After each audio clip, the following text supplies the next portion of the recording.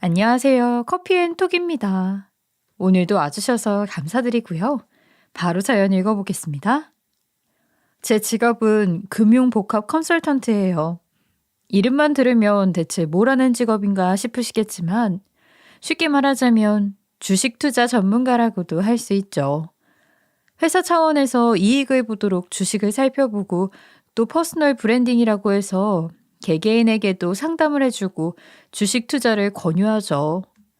자랑 같지만 전 어렸을 때부터 주식에 관심이 많았고 감도 좋았어요. 대학교 다닐 때부터 주식을 해서 처음에는 용돈 정도 벌다가 나중에는 등록금까지 충당할 수 있었어요. 제 덕에 돈을 번 사람도 많았고 저에게 강의를 듣고 싶어 하는 사람도 많았죠. 그때는 아직 어렸던지라 에이, 나 같은 게 무슨 강의야 하고 넘어갔지만 다들 진심이라는 걸 알고 깜짝 놀랐던 기억이 나네요. 자연스럽게 저는 금융권 회사에 취업을 준비했고 취업 스터디에서 지금의 남편을 만났어요. 남편 또한 저랑 관심사가 비슷했고 비슷한 회사들을 목표로 하고 있어서 우리는 금방 친해졌죠. 남편은 삼형제 중 맞이어서인지 매사에 자신감에 차 있었고 든든해 보였어요. 모의 투자를 하면서도 신중하게 투자를 하는 저에 비해 남편은 늘 과감하게 투자를 했고 큰 돈을 잃어도 늘 호탕하게 웃고는 다음 투자에 집중했어요. 저와 반대인 성격에 끌렸었나 봐요. 남편은 또 남편대로 저의 신중한 모습에 끌렸다고 하더라고요. 물론 겉으로는 서로의 투자하는 타입이 틀렸다며 티격태격했었죠. 얼마나 티격태격해댔던지 둘이 사귀는 줄은 꿈에도 상상 못했다는 사람들이 대다수일 정도였어요. 아무리 주식에 정석적인 투자는 없다고 하지만 그렇게 소극적인 자세로는 영원히 돈 벌기는 굴렀어. 아무리 주식이 하이리스크 하이리턴이라고 하지만 그렇게 공격적인 자세로는 한 번에 망하기 딱 좋아. 이렇게 우리는 늘 팽팽하게 맞섰거든요. 사실 답이 없는 문제였기에 이런 일로 끝없이 티격태격하는 자체가 서로의 애정 표현이었던 것 같기도 해요. 우리는 둘 다 원하던 회사에 취업을 성공했고 머지않아 많은 사람들의 축복 아래에 결혼식을 올렸어요. 어느 정도 생활이 자리를 잡자 남편이 강의를 해볼 생각이 없냐고 묻더군요. 자신이 서포트를 해주겠다고요. 당신 예전부터 강의해달라는 사람들 많았잖아. 스터디할 때도 그렇고 제대로 강의 한번 해볼 생각 없어? 내가? 그냥 주변 사람들 요청이었을 뿐이었는데 강의는 뭐 아무나 하나. 내가 강의한다고 해서 누가 듣겠어? 모의 투자했던 거랑 실제 수익률 그리고 지금 취업한 것만 봐도 이력으로는 충분하지 않을까? 아름아름 주변 사람들만 모아도 당신 월급보다는 많이 벌 수 있을 것 같은데. 내 월급이 너무 적다고 돌려서 말하는 거 아니야? 당신 월급도 만만치 않게 적거든? 그러니까 강의해보라는 거지. 우리처럼 주식에 투자하는 사람들이 제일 잘 알잖아. 월급만 받아서는 절대 남들처럼 못 산다는 거. 난 굳이 남들처럼 살고 싶은 욕심 없는 거 잘 알잖아. 난 그냥 주식이 재미있어서 시작한 것뿐이었는데. 하지만 생각은 해볼게. 이후 잊을만 하면 남편은 강의 이야기를 꺼냈고 마침 임신을 해 출퇴근이 너무 힘들었던 저는 한참 고민을 하다가 일단 휴직을 했어요. 그리고는 결국 남편의 서포트를 조건으로 강의를 시작했어요. 처음에는 정말 주변인들 몇 명만 모아서 아주 소규모로 시작을 했고 그 다음부터는 현 멤버의 추천을 통해서만 수강생을 받았죠. 제가 하는 방식이 무조건 옳다거나 저만 믿고 투자해보라거나 하는 방식이 아니었기 때문에 오히려 다들 저를 더 믿어주셨던 것 같아요. 그렇게 야금야금 수업의 규모가 커지기 시작할 때쯤 저는 의사 동서들을 만나게 됐어요. 물론 당시에는 동서들이 아니라 수강생들이었죠. 당시 동서들은 의대를 졸업한 지 얼마 되지 않은 선후배 사이로 모두 페이닥터로 일을 하고 있었어요. 개원할 돈을 벌고 싶다며 저를 졸졸 쫓아다녔죠. 그 정도로 큰 돈은 단기간에 벌 수 없다고 몇 번이고 얘기를 했지만 그래도 선생님 믿는다면서 참 저한테 잘했어요. 아마 주식으로 제대로 된 수익을 내보는 경험 자체를 저를 통해 처음으로 해본 듯 했어요. 아마 굉장히 기뻤고 또 신기했을 테죠. 저도 처음엔 그랬으니까요. 선생님 말대로 했더니 정말로 수익이 났어요. 치킨값 정도를 버는 게 아니라 진짜로 수익이라고 할 만한 금액이에요. 축하해요. 제 말대로 한 게 아니라 제가 가르쳐준 지식을 바탕으로 수강생 여러분이 끊임없이 공부를 하고 또 연구를 한 덕분이죠. 앞으로도 이런 식이라면 무조건적인 손해를 보지 않을 거라고 생각해요. 언제든 전체적인 흐름을 살펴보는 것을 잊지 마시고요. 어쩜 선생님은 겸손하시기까지. 동서들은 저한테 이런저런 선물은 물론 저희 엄마가 유방암에 걸려 입원하시자 병문안까지 와서 봉투를 내밀 정도로 저를 신경 써줬어요. 저도 사람인지라 저한테 잘해주는 동서들을 더 챙겨주고 싶은 마음에 신경을 많이 써줬고 덕분에 동서들은 돈을 제법 벌었을 거예요. 이쯤 되자 동서들과 저 사이에는 강사와 수강생 사이 이상의 친밀감이 쌓여갔고 저는 문득 시동생들을 소개시켜줄까 하는 생각이 들었어요. 제겐 2명의 시동생이 있었는데 둘 다 학벌이나 직업이 썩 좋은 편은 아니어서 의사 아내를 만날 정도는 아니었지만 나이도 어리고 인물은 좋았거든요. 자기 관리를 잘해서 허우대도 멀쩡했고요. 동서들은 조건을 듣고도 흔쾌히 소개를 받겠다고 했고 제가 소개시켜주는 사람이라면 어떤 직업에 어떤 외모라도 믿을 수 있다는 등 저를 무슨 교주처럼 받들기까지 했어요. 제가 부담스러울 정도로요. 시동생들과 만난 동서들은 본인들의 이상형이라며 생각보다 무척 마음에 들어하는 눈치였어요. 시동생들 입장에서도 당연히 싫을 리가 없었죠. 둘째 동서는 다소 까탈스러운 면이 있어 본인은 아무 남자나 안 만난다고 했었는데 둘째 시동생이 무척이나 마음에 든 눈치였어요. 결혼 전 연애하면서 차를 한 대 뽑아줄 정도였으니 말 다 했죠. 시동생보다 동서가 더 시동생을 좋아하는 것 같았어요.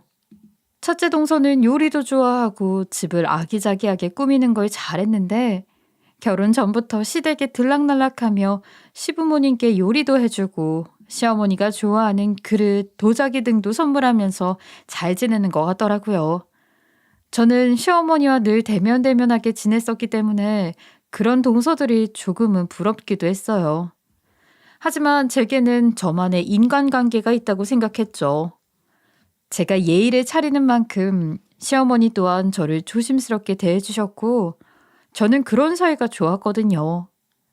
또 제가 시동생들한테 동서들을 소개시켜준 걸 시어머니는 무척 고마워하셨어요. 아이, 2놈 다 생긴 것만 번지르르 해가지고 어디 앞길이나 잘 찾아 나설까 싶었는데 네 덕분에 안심이다. 아유, 아니에요, 어머니. 도련님들이 그래도 열심히 살아왔으니 동서들도 도련님들을 마음에 들어하는 거 아니겠어요?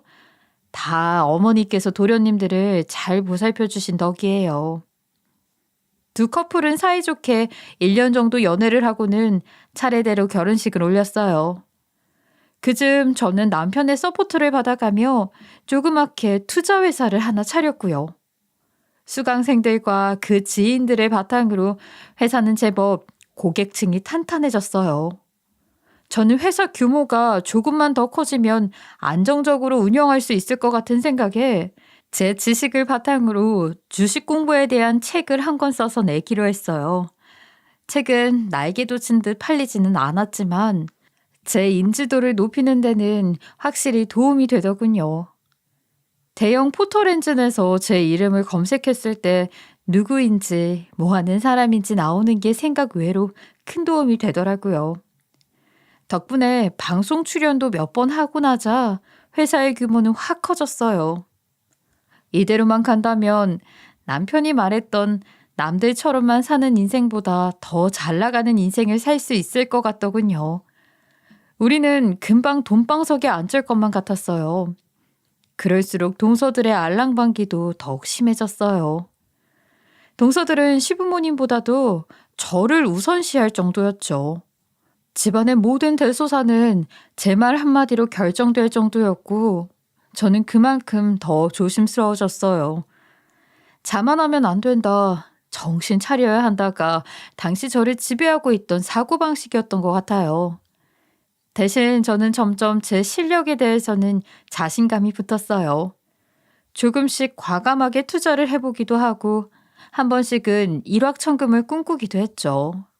그렇게 슬슬 완전히 자리를 잡았구나 하는 생각을 하던 때쯤이었어요. 아마 창립기념일 2주년쯤이었을 거예요. 동서들은 슬슬 개원을 하려고 생각하던 중이라 저에게 투자 목적으로 개원비를 좀 보태달라고 하더군요. 저는 냉정하게 안 된다고 했어요. 형님, 그러지 마시고 한 번만 더 생각해 보세요. 저랑 동서 실력이면 본전 찾는 건 금방이에요. 마침 위치도 딱 좋은 곳을 알아놨거든요. 어때요? 정말 괜찮죠? 그걸 왜 굳이 나한테 투자받아서 하려고 그래? 그냥 은행에 대출 받아. 서방님들 정도면 대출도 어느 정도는 나오잖아. 두 사람도 여태까지 모은 돈이 상당할 테고.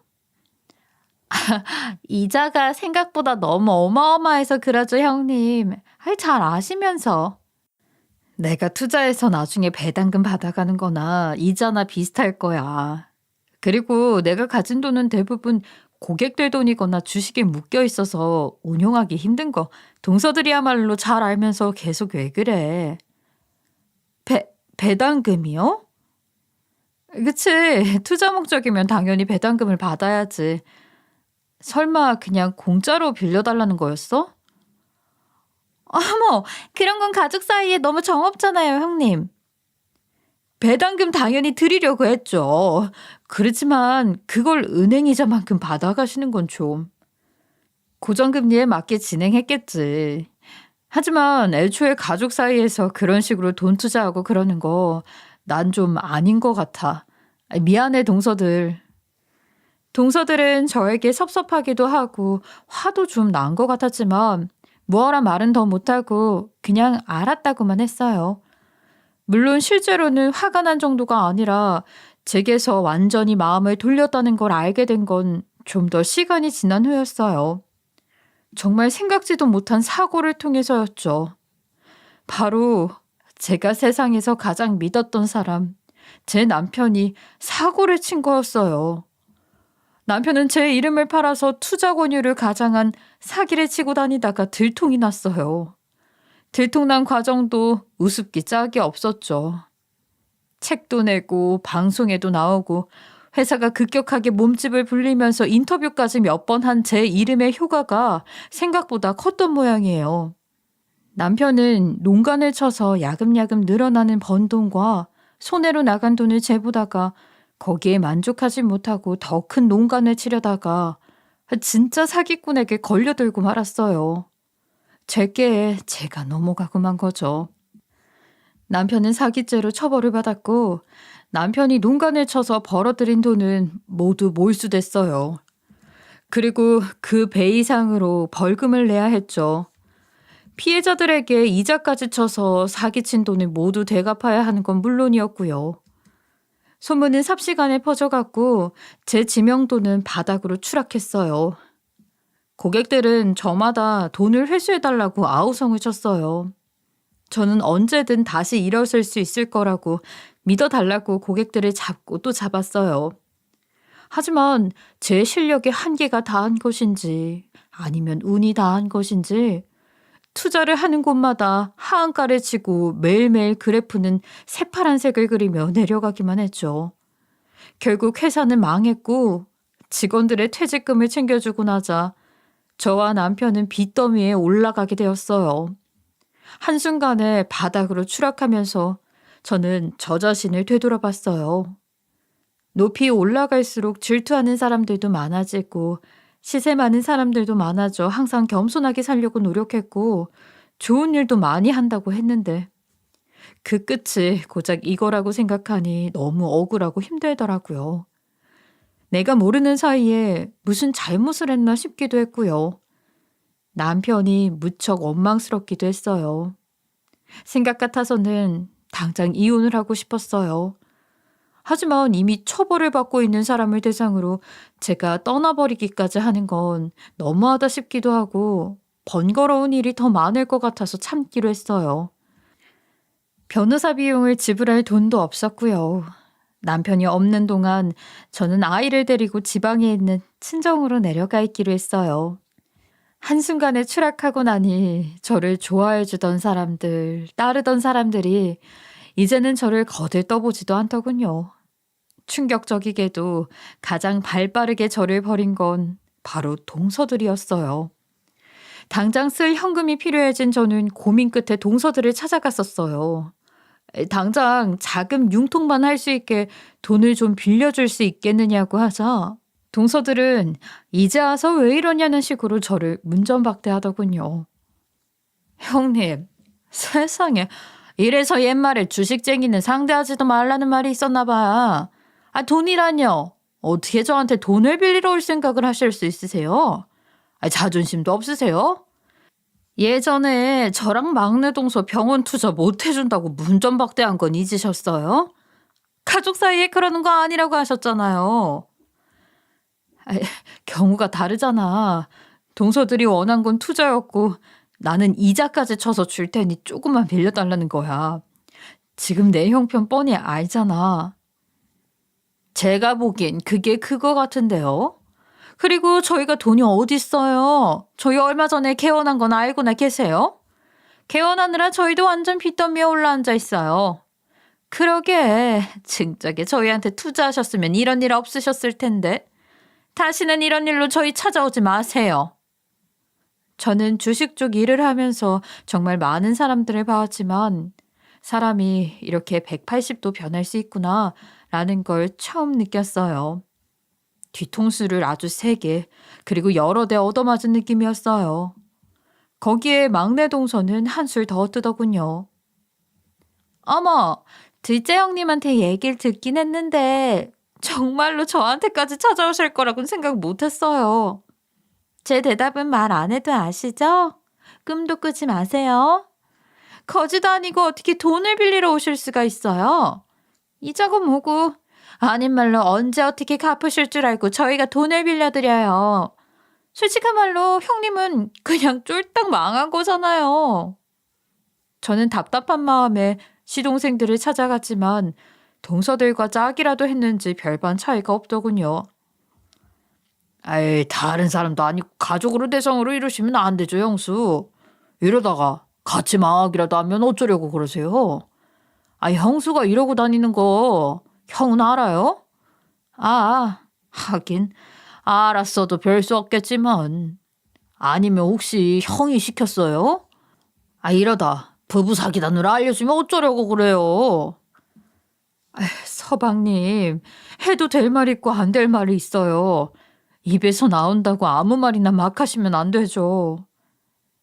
아니, 지금 돈 빌리러 오신 와중에 저한테 훈계하시는 거예요? 형수도 참 어지간하시네요. 자존심 같은 건 진작에 내다 버리셔야 하는 거 아니에요? 그런 마인드로 이 험한 세상 어떻게 살아나가려고 그러시나? 그렇게 동서들과 시동생들에게서 제가 얻은 건 상처뿐이었어요. 쓰라린 속을 달래며 친정에 있는 지방으로 내려가려는 찰나 시부모님께서 저를 따로 부르시더군요. 첫째야, 우리가 가진 게 워낙 없다 보니 너한테 크게 도움 줄 만한 게 없구나. 정말 미안하다. 내 못난 아들놈 때문에 네가 괜한 고생을 하게 됐어. 네가 당장 이혼을 하겠다고 해도 우리로서는 아무런 말도 할 수가 없겠지. 정말로 그저 미안하다는 말 외엔 할 말이 없구나. 그 와중에도 시부모님은 워낙 가진 게 없다 보니 저한테 도움을 줄 수 없다며 미안해 하셨어요. 시어머니는 쌈짓돈이라며 300만 원을 저에게 건네주셨는데 그 돈을 받고 저는 정말로 어린아이처럼 엉엉 울음을 터뜨릴 수밖에 없었어요. 제가 동서들한테 바랐던 것도 정말 큰 돈은 아니었거든요. 그런데 이마저도 너무 적다고 미안해 하시는 시어머니와 동서들이 그렇게 비교될 수가 없었어요. 저는 시어머니의 손을 꾹 잡고 너무 감사하다고, 이 돈은 꼭 몇 배로 갚겠다고 울면서 말씀드렸어요. 그렇게 친정에 내려간 후 저는 안 해본 일이 없었어요. 식당 서빙에 인형 눈 붙이기 같은 일은 물론 밤에는 대리기사 일을 하는 등 두세 개의 일은 늘 동시에 했어요. 정신은 매일같이 피폐해져 갔고 수면 부족과 과로로 몸도 서서히 망가져가고 있었죠. 빚을 조금씩 갚아나가고 있으니 괜찮다는 생각과 이렇게 벌어서 어느 세월에 빚을 갚고 다시 일어설 수 있을까 하는 생각이 매일매일 머릿속에서 싸움을 벌였죠.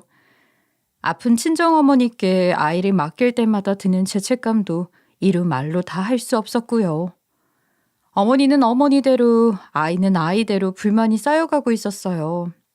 그 와중에 간혹 남편의 옥바라지에도 신경을 써야 했죠.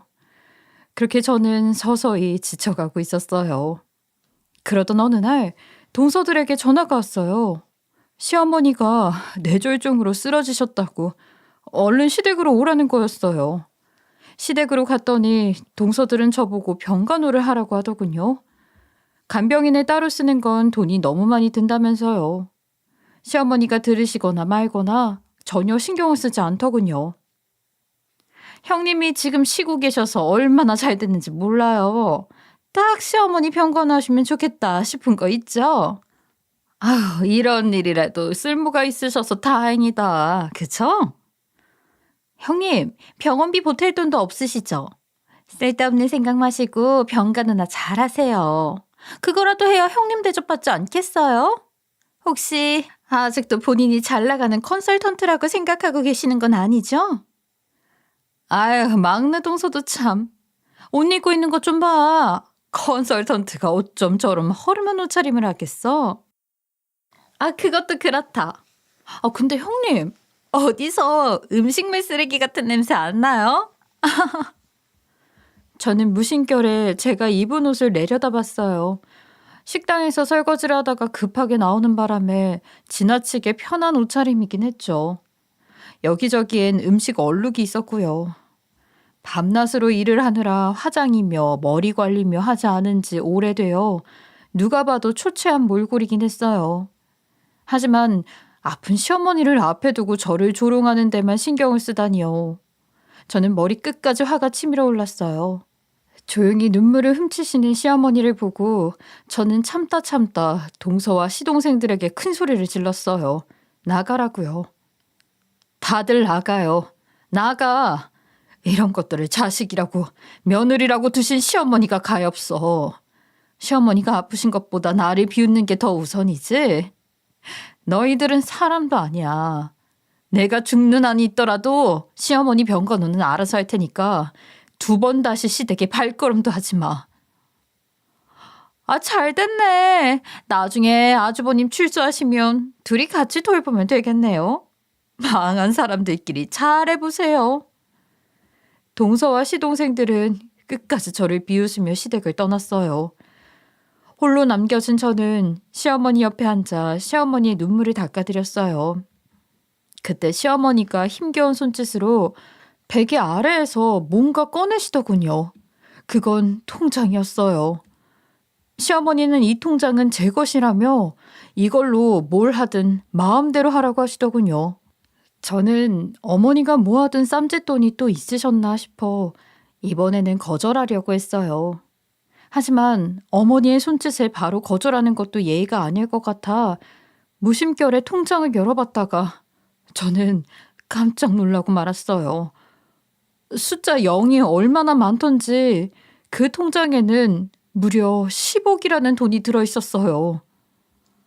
아니, 어머니, 이런 큰 돈이 대체 어디서 나셨어요? 이 돈은 다 네 덕분에 모아두었던 돈이다. 뭐 아범 덕분이기도 하고. 예? 애 아빠가요? 어떻게요? 알고 보니 남편은 옛날부터 제가 가진 주식 관련 정보를 늘 시부모님께도 공유해 드렸었다고 해요. 그리고 시부모님은 그걸 바탕으로 돈을 불려 싼 시골 땅을 몇 군데 사두셨고, 나중에 그 땅들을 팔아 노후 자금으로 쓰려고 하셨대요. 다만 주식 투자를 할 때 남편과는 다르게 아주 조심해서 투자를 하신 모양이었어요. 꾸준히요. 그리고 이번에 땅을 팔아 저에게 줄 생각을 하고 계셨대요. 저번에 300만 원밖에 주지 못했던 건 땅을 팔지 못해서 그 돈밖에는 주지 못했었다고 하시더군요. 그런데 이번에 땅을 내놓으면서 땅이 팔려 그 돈을 마련할 수 있었다고 했어요. 게다가 시어머니는 힘겨운 손짓으로 휴대전화를 터치해 주식 계좌도 보여주시더군요. 거기에는 한창 상승 그래프를 그리고 있는 아직 팔지 않은 주식까지 제법 있었어요. 이것도 전부 네 돈이나 마찬가지다. 아니, 이젠 네 돈이야. 이거 가지고 뭐든지 다시 시작해보렴. 세상에, 어머니, 이 은혜를 어떻게 갚죠? 아이, 은혜는 무슨. 힘든 시간을 보낼 때 미리 주지 못해서 미안하다. 첫째야, 그렇지만 그때는 보는 눈이 너무 많았어.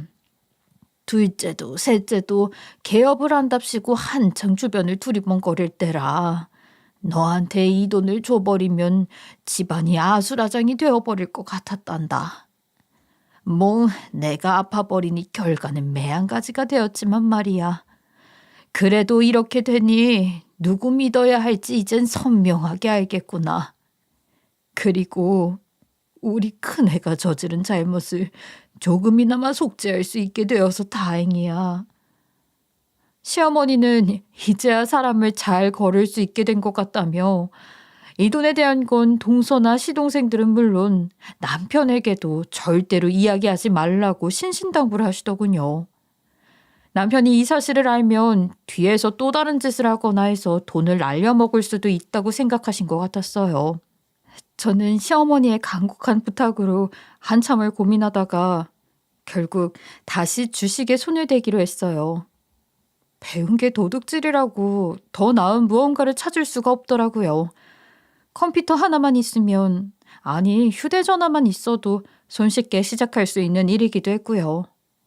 시어머니의 병간호를 하면서 차분한 마음으로 할 수 있는 일이기도 했죠. 다만 시부모님이 힘겹게 모아둔 돈을 허투루 쓸 수 없다는 생각이 강했기에 절대로 공격적인 투자가 아닌 안전한 방향으로 시드머니에는 절대 손상이 가지 않는 방식으로 진행하기로 했어요. 조금이라도 이상한 느낌이 들거나 출처가 수상한 쪽에는 절대 투자하지 않기로 했어요.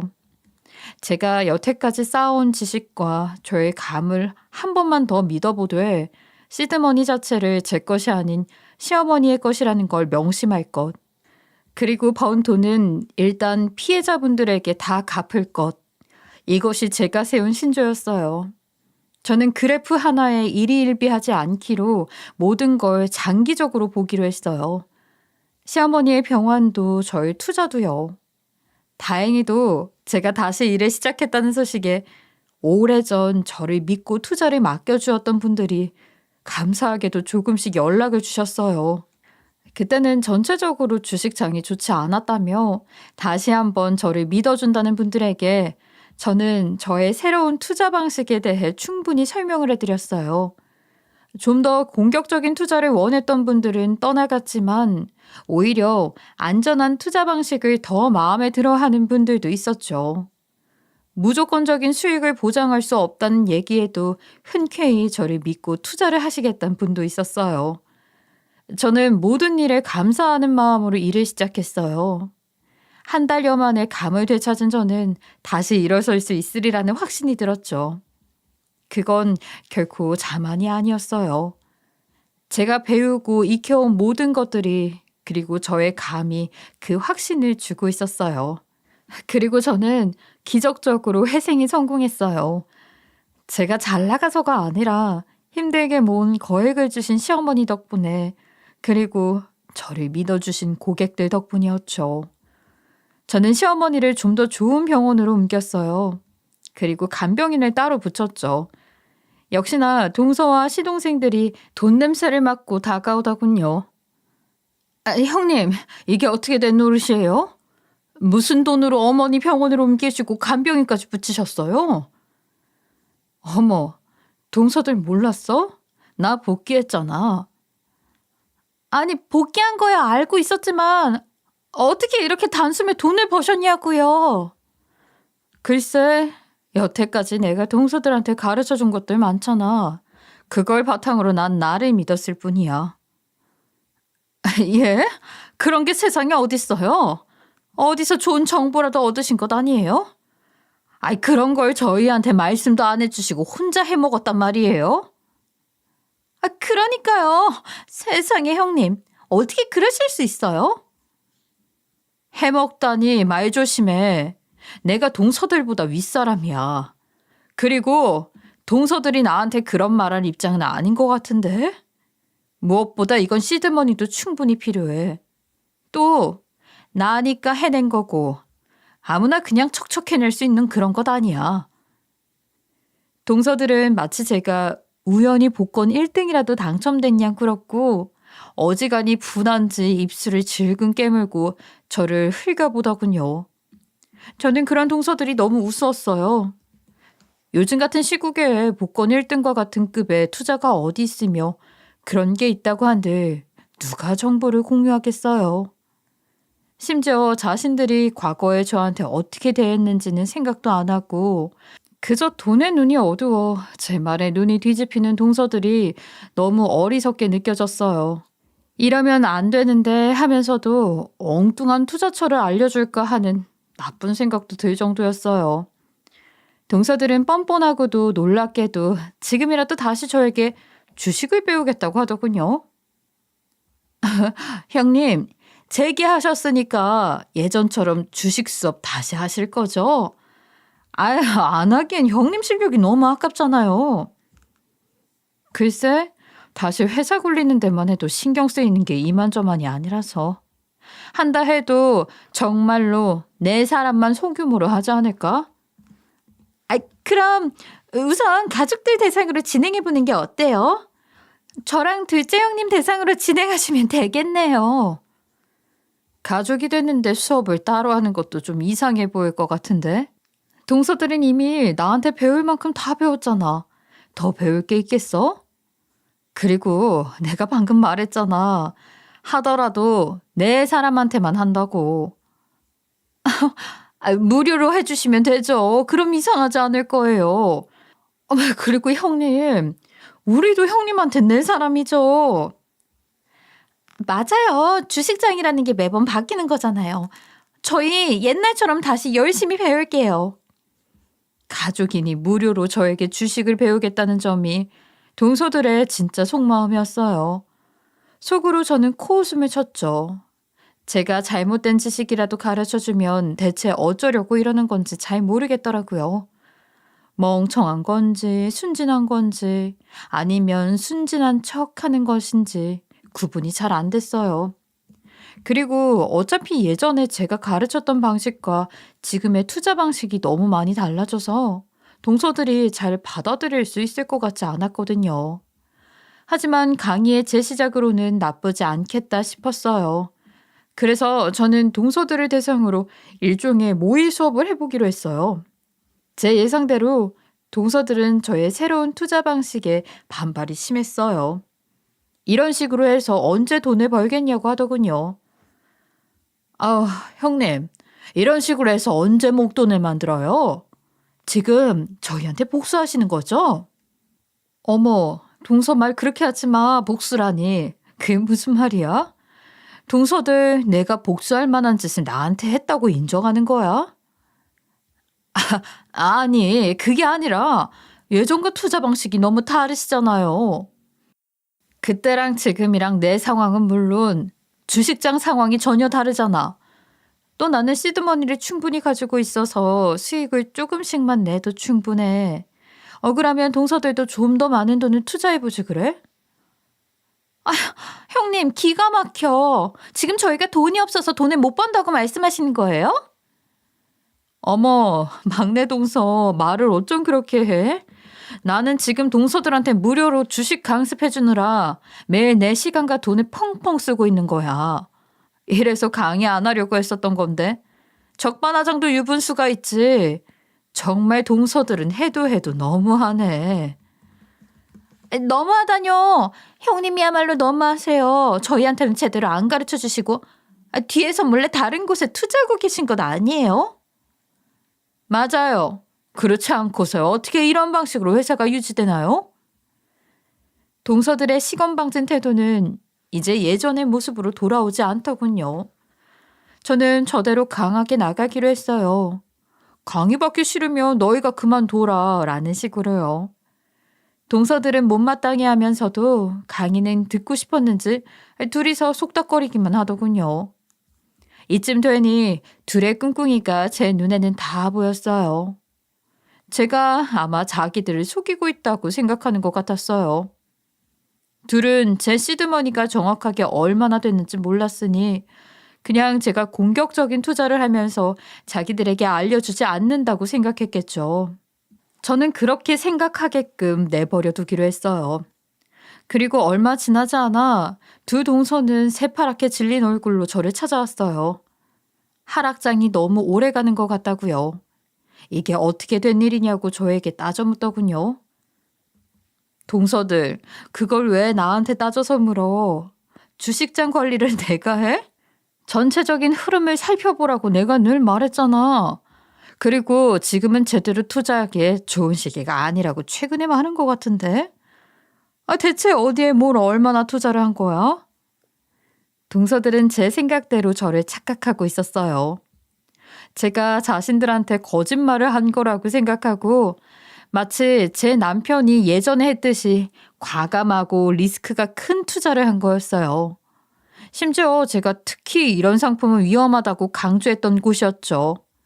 저는 당장이라도 손해를 보더라도 털어내라고 했지만 동서들은 절대로 그럴 수는 없다며 버티겠다고 하더군요. 제가 보기엔 절대 회복되지 않을 것 같았는데 오래 버티면 어떻게 해서든 본전은 뽑을 수 있을 거라고 생각하는 것 같았어요. 그렇게 그 돈이 오랫동안 묵혀있는 게 더 손해라는 걸 전혀 이해하지 못하더군요. 그 와중에 동서들은 제 시드머니가 시어머니에게서 나왔다는 걸 알게 됐어요. 시동생들이 시어머니가 정신이 혼미하신 틈을 타 꼬치꼬치 캐물은 모양이더군요. 동서들은 시어머니를 찾아가 난리를 치려 했지만 그때마다 제가 시어머니 병실 앞을 지키고 있자 뭐라고 웅얼거리기만 하고 난리를 치지는 못하더군요. 한 가닥의 양심 정도는 남아 있었던 것인지 아니면 제가 무서웠던 건지는 모르겠지만요. 저는 간병인과 간호사들에게 부탁해서 절대 동서들이나 시동생들의 면회를 받지 못하게 해달라고 부탁했어요. 그러자 동서를 대신 시동생들이 저를 찾아왔어요. 형수, 어떻게 이럴 수가 있어요? 어떻게 자식한테 부모 면회도 못하게 합니까? 심지어 자식도 아니고 며느리가요? 서방님들이 어머니를 이렇게까지 생각하는지 몰랐네요. 왜 여태까지 시댁으로는 한 번도 찾아오지 않으셨어요? 형수가 찾아오지 말라고 으름장을 놓았잖아요. 제가요? 기껏 자식도 아닌 며느리가 놓은 으름장에 아픈 부모님을 뵈러 오시지도 않았던 거예요? 그건 동서들 입김에 한달음에 달려온 모양인데 이제 와서 효자 노릇할 생각하지 마세요.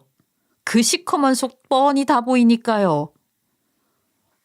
시커먼 속이라니요. 말이 좀 심하시네요, 형수님. 절 얼마나 호락호락하게 보셨으면 이렇게 달려오셨을까 싶지만 동서들이나 서방님들에겐 그 어떤 콩고물도 떨어지지 않을 거예요. 괜한 시간 낭비하지 마시고 어서 돌아가세요. 시동생들은 아무런 말도 하지 못하고 기가 죽은 얼굴로 돌아갔어요. 동서들에게도 한참 동안 연락이 오지 않더군요. 아마 앞으로도 안 오지 않을까 저는 생각하고 있어요. 얼마 전 저는 남편에게 처음으로 면회를 갔다 왔어요. 꼴도 보기 싫은 한편 저를 회생하게 해준 시부모님의 돈이 결국 남편 덕분에 모인 거라고 생각하니 마음이 참 복잡하더라고요. 얼굴을 한번 보고 오면 마음이 좀 정리될 것 같았어요. 여보, 당신이 면회 와줄 줄은 정말 생각도 못했어. 너무 고마워. 그리고 미안해. 내가 참 못났지. 요즘 어떻게 지내고 있어? 빚쟁이들이 괴롭히거나 그러진 않아? 얼마 전부터 영치금 꾸준히 들어오고 있던데 당신 너무 무리하는 것 아니야? 나 때문에 그러지는 말어. 나는 받아야 할 벌을 받고 있는 거니까. 당신 정말 진심으로 뉘우치고 있구나. 아이, 물론이지. 돈에 눈이 어두워 사랑하는 사람의 이름을 팔아먹은 나 같은 놈은 벌을 받아야 돼. 나 주식장으로 다시 복귀했어. 당신 덕분이랄지 시부모님 덕분이랄지. 복귀했다고? 어떻게? 내 덕분이라고? 그게 무슨 소리야? 당신 나한테 정보 들을 때마다 꼬박꼬박 어머니랑 아버님한테 알려드렸다며. 그랬지. 정말 믿을 만한 정보들만 골라서 부모님 노후 자금을 조금이나마 보태면 좋겠다 싶었어. 우리 집이 형편은 아주 좋은 편은 아니었으니까. 정말 의외의 부분에서 성실하다니까. 나 당신 용서하기로 했으니까 계속 열심히 반성하고 있어. 나중에 또 봐. 어떤 순간에도 사람은 다시 일어설 수 있어요. 중요한 건 다시 일어나고자 하는 의지와 나와 나를 소중히 여겨준 사람들이 믿는 마음이라고 생각해요. 내겐 그런 사람이 없다고 생각하시는 분이 계시다면 다시 한번 잘 생각해 보세요. 여러분들에겐 사실 좋은 사람이 많이 있어요. 깨닫지 못하고 있을 뿐이죠. 저의 보잘것없는 긴 이야기 끝까지 들어주셔서 너무 감사하고요. 항상 행복하시길 바라겠습니다. 지금까지 커피앤톡이었습니다. 오늘도 끝까지 함께 해주셔서 감사하고요. 다음 영상으로 또 찾아뵙겠습니다.